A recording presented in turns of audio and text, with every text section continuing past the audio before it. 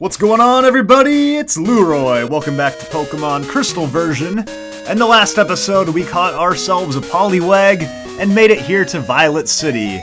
Now, before checking out everything in this giant city, I want to backtrack to the only thing I left out in the last video, which was the Dark Cave. Yeah, if you recall, there was this cave. It was really dark, and someone was smart enough to name it the Dark Cave, and we just still had one last thing to do in here. So, as I may have mentioned in the last episode, this cave just leads to a dead end, so there's nothing to actually accomplish other than grab one single item and run into a bunch of Geodudes or Zubats. If you get really lucky, you can find a Dunsparce, although there's only a 1% chance you find Dunsparce. Crystal version, the one I'm playing, it added Teddiursa as well, but those are extremely rare. So really we're just here to find the potion. Leroy found potion. Yeah, and that's it. So you need Surf or Strength or something to ultimately get through here. Yeah, so the only thing that I would say is you can train in here if you're... Oh, crap. Why am I even... You can train in here... Oh, crap, it's a tip! Yes! Yes! This thing is super rare. Level 2. Okay, what sucks about Teddiursa actually is they will run away from you. They will flee, but if you put it to sleep, you can't really do that. I think I'm gonna add this to my team. Hell yeah, why not? I had no intention of using this guy because they're super hard to find. It's like, the fact that I found one on the first try, I think it's a 5% chance. Yeah, so Teddiursa... I'm sorry, I'm kind of slightly in shock because now I'm gonna have to rethink my team here. I was not planning to use this, but I can't pass this opportunity up. What I love about Teddiursa being added here in Crystal version is that it was just a write-off Pokemon in Gold Silver because you couldn't get it until like the 8th gym badge. So it was widely useless during the entire Johto campaign. But here in Crystal, if you get as lucky as me, you can just freaking add one right here before the first gym. Let's go, Teddiursa! Teddy... Roosevelt, that's gotta be it. Yes, that's gotta be it. Teddy Roosevelt. Let's go, and I got a male. Males actually have higher attack stat than females in this game, which is totally... hey, I didn't make the game. So, I guess it makes sense if you think about it. But what they should have done is they should have given the females better special attack, but they didn't. They didn't do that at all. Whatever. Anyway, let's get back to the Pokemon Center. Alright guys, cutting away here. I got my team all healed up. And let's go ahead and check out what there is to check out in Violet City. Let's start with this house down here. If you talk to this kid, you can trade him your Bellsprout for his Onix. Now this is a fantastic trade. If you want to catch a Bellsprout in Route 31, where the Dark Cave was in the grass out there, Onix is awesome because he will single-handedly take down the first gym, which is a flying type gym. So flying can be really tricky if you started with Chikorita especially.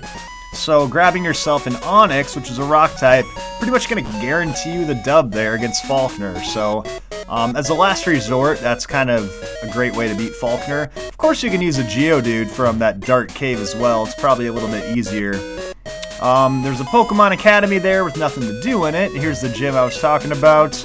Violet City Pokemon Gym. Leader, Falkner. The elegant master of flying Pokemon. I'm going to avoid the gym for now. I want to make sure I get all of the required training in first. Not required, but it makes it easier at least. First gym's actually pretty tough, so don't take it lightly just because it's a flying type.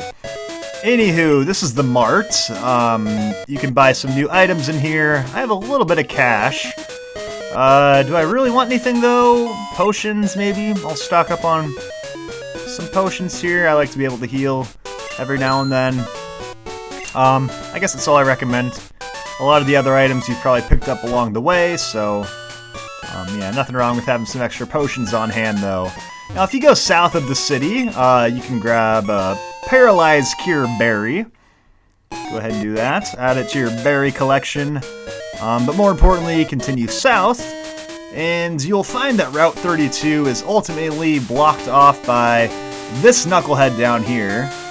And I don't know why, but every game, there's always that one dude who just doesn't let you go through. Just insists that you go fight the gym first. It's like, dude, I can do whatever the hell I want, get out of my way. But he's just like, no, dude, go fight the gym, I insist. So whatever, he's not gonna let you through. So let's go through over to this side for now. And this is the Ruins of Alf.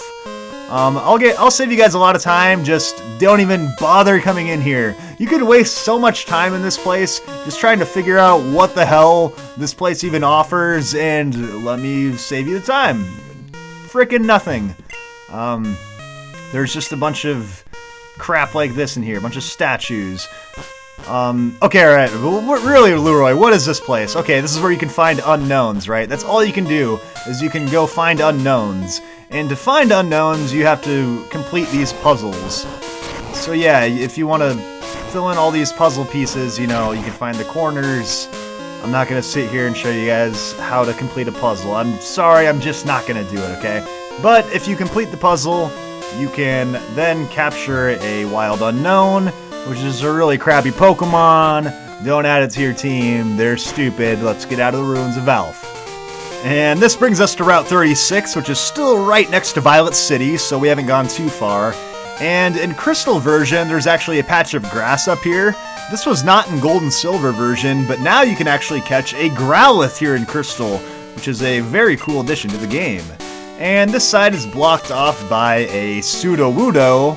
Spoiler alert, it's a Sudowoodo. This game came out 20 years ago, I'm sorry if you didn't know.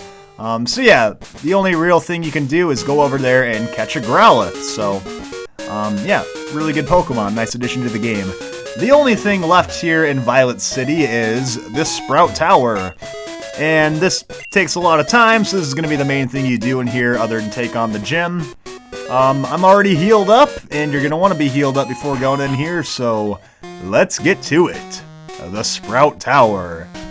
Yeah, the Sprout Tower was actually considered as a potential design for a stage in Super Smash Bros.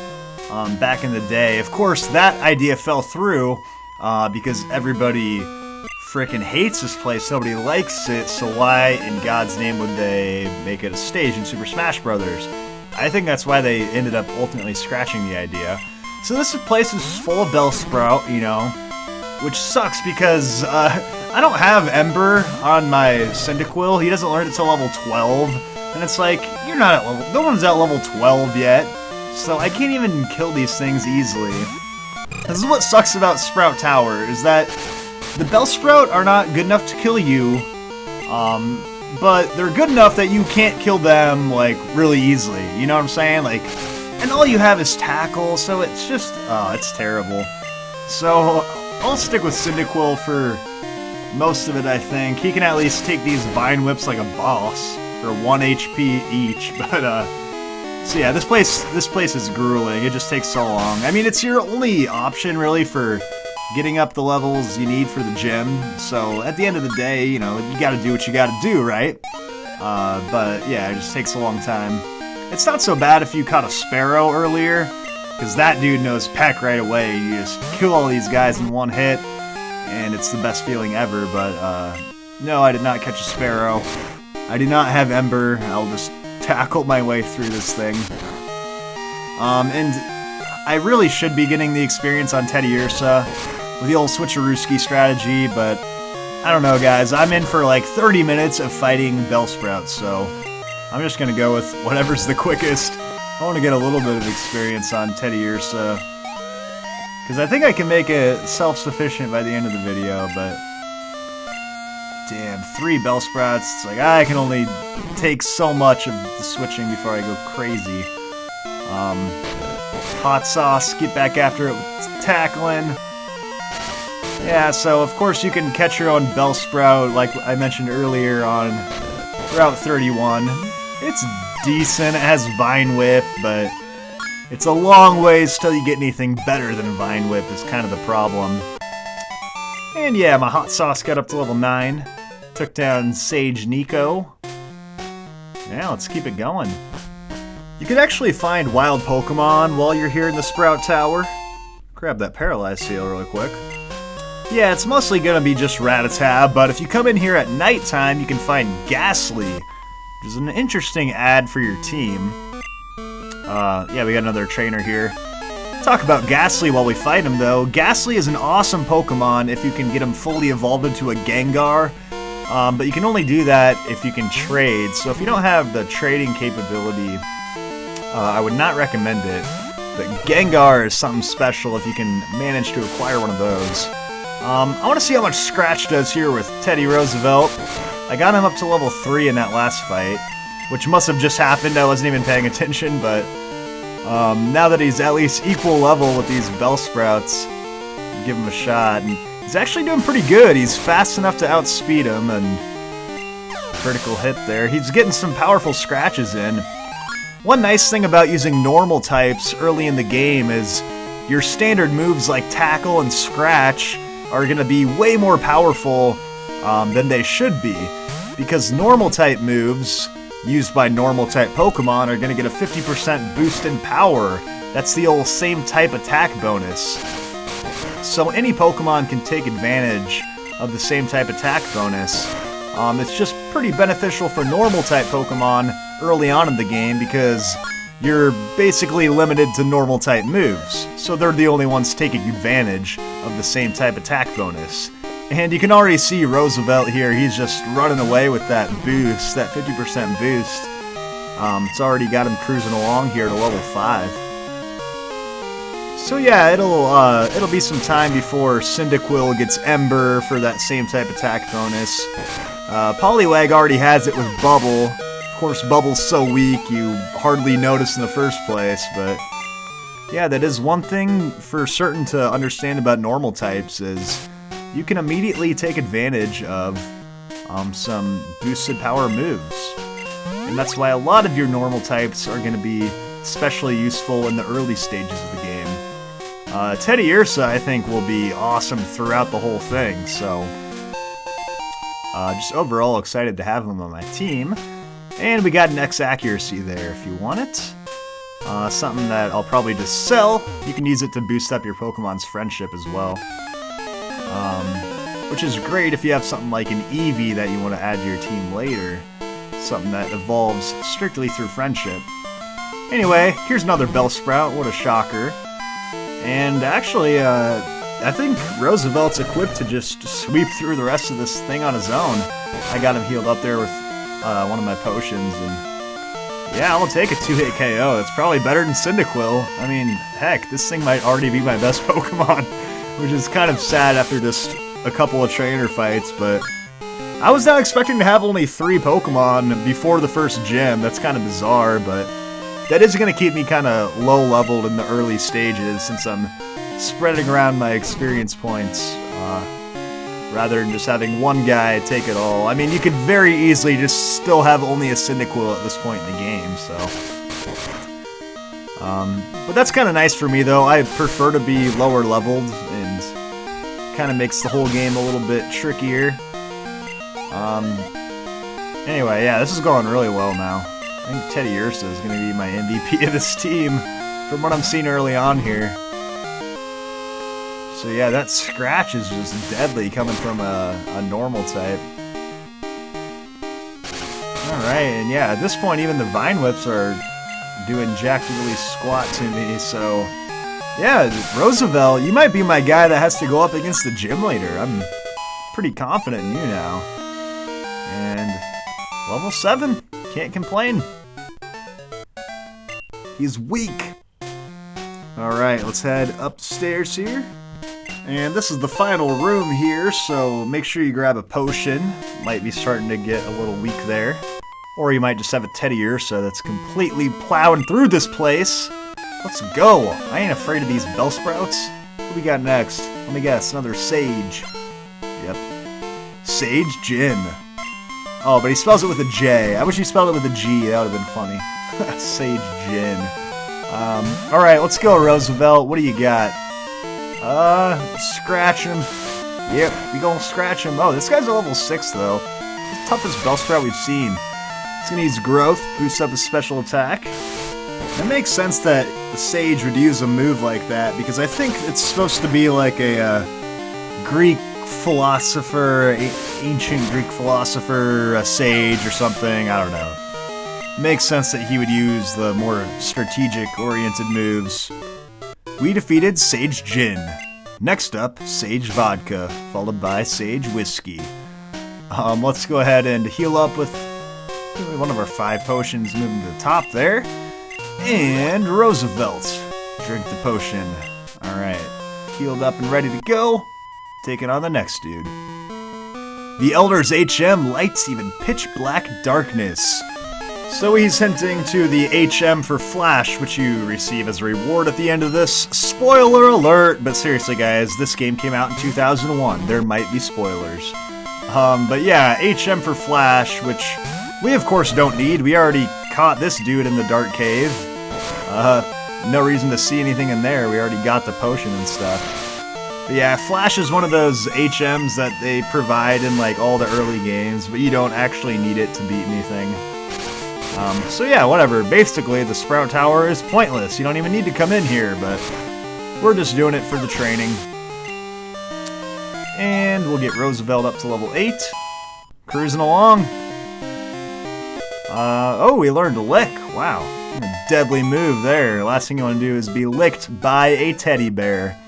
Lick is actually a ghost-type move, so could come in handy against ghost-type Pokemon, where normal types don't work, so we have a little backup option for Scratch there. And yeah, we got another Sage. Another dude with Bellsprouts. Or is this the one with the Hoot Hoot? No, he just got a Bellsprout. Alright, false alarm. I think just the last guy has a Hoot Hoot. Oh, he's got a level 7 Bellsprouts. Wow, these guys, hey, it's getting tough. No one said it was going to be easy, taking out Bellsprout. And yeah, they're using growth there. It's actually a good move, but just not going to help you today when Teddy Roosevelt's storming through here. Alright. Oh, he does have the Hoot Hoot. I was not crazy. Alright, yeah, so towards the end there, they mixed it up with Hoot Hoot on the team, normal flying type, just keep doing what we're doing. I was actually just about to use this thing on my team. I traditionally like to get a flying type on my team, to use the Fly HM, and Hoot Hoot is my guy. I love using him on the squad, but I wound up not doing it. He didn't really pair up necessarily well with Cyndaquil, so he didn't make a ton of sense to me. Fire types kind of do all the things that flying types do. At least in, you know, terms of taking out grass and bugs and things like that that are pretty common. So when you get up here, guess who it is? It's that red-headed son of a gun, Corona! And it looks like he's actually battling the dude up here, the Elder, who's the boss of this whole Sprout Tower. But, yeah, he's kind of telling him, he's like, hey man, these Pokemon aren't tools of war, you gotta treat them with love and care and respect, you know? But there's just no getting through to Corona. He doesn't care, he won't listen, he's pure evil. And all he cares about is strong Pokemon that can win. You really couldn't care less about weak Pokemon. Wow. How dare he say those sick words? Alright, whatever. I mean, I kind of agree with him. There's plenty of Pokemon that I'm not using on my team because they're weak as shit. Anyways, there's an escape rope up there. We'll grab that so we can quickly exit the building as soon as we're done with everything here. And I want to make sure I'm good to go for this final fight. So, Hot Sauce, you're going up to the front. You're my reliable guy for now. Alright, so this is the final dude. He's going to give us the last test here in Sprout Tower before we get that HM for Flash. And, yeah, He's got this big old setup with the statues and everything around him. It's like he's a wannabe gym leader or something. So he just started this cult following of Bellsprout sages. Yeah, so he starts off with, you guessed it, a friggin' Bellsprout. Hot Sauce, you're gonna get in there for the win. Still just gonna tackle away. Teddy Ursa was doing a pretty good job for me, but I don't know how many of these Bellsprout Vine Whips it can take, especially when it uses Growth, that move to boost its special attack. That Bellsprout, it can actually become pretty intimidating, so... Yeah, nice little critical hit there, but yeah, that's why I want Cyndaquil. Can eat up these Vine Whips all day long. Oh, god dang it, missing with Tackle. But yeah, sometimes you gotta take the defensive approach in these battles. Man, I can't wait till I learn some decent moves. It's just gonna be a tackle fest at the beginning of the game for a while here. Alright. Stupid freaking Bellsprout. And I got a whole other one of these to deal with. On top of a Hoot Hoot, he also has a level 10 Hoot Hoot. Why do I keep getting these crits on the last turn when I don't need them? Alright, Hot Sauce, level 10. Awesome. What do we got next? He's going to the Hoot Hoots. So, we got 15 hit points. We can hang around here. I just think it's hilarious that the boss of this place has a Hoot Hoot. He makes everyone catch Bellsprouts, and then it gets a flying type to just beat them all. And I love how there's just like the one sidekick sage who has the Hoot Hoot on his team, just completely copies him. Yeah, this dude's got a... Whoa, that's a critical hit. Yeah, Hoot Hoots are actually pretty good tanks. A lot of HP. It's not at a high enough level to actually know any flying type moves, so your Chikorritas, for instance, are going to be safe. And I'm barely going to get out of here alive, but we managed to take down the Hoot Hoots, and I'll probably want to switch out here. Even for a Bellsprout, 3 hit points is nothing safe to stick around for. So yeah, really this whole thing's gonna suck if you have a Totodile, because you'll be weak to all these Bellsprouts. If you have a Totodile, you'll definitely want to find something to help you out, or just completely avoid this place. Otherwise, it's gonna be similar for Cyndaquil and Chikorita in terms of just having a nice defensive advantage and just wearing it out over time with Tackle and stuff.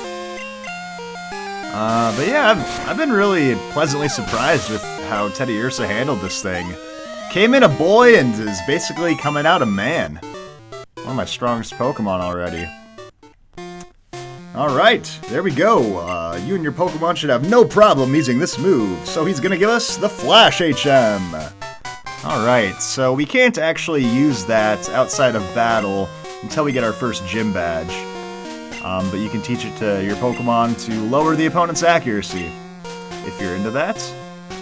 So let's go ahead and use our escape rope to get out of here. Otherwise, you're going to have to backtrack all those steps. And I think we're done with all of our training. We can basically go take on the gym now.